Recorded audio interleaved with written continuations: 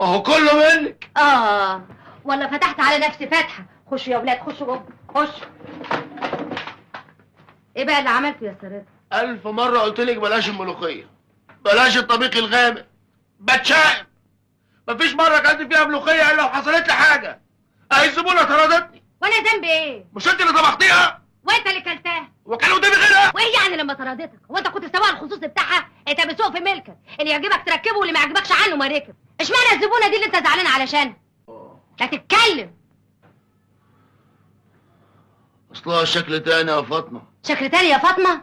الكلام ده تقوله لست هبلة. اكيد الزبونة دي طردتك عشان نسيت نفسك وتعديت عليها. حكيمان عارفاك طفص. اسمع اما اقولك، ممنوع طبيخ الملوخية في البيت بعد كده. بصراحة بقى النجم بتاعي مش معاها، واديك شايفة شغالة معايا في عكوسات. طهرت مني زبونة سقعة وزي الفل، وبتشرب شاي من ابو فتلة. ايوه مالك يا سريدة؟ الزبونة طمطم. مالها الزبونة؟ حكيمان قلبي بيدق جامد لما بتشتغل مع ستات. هما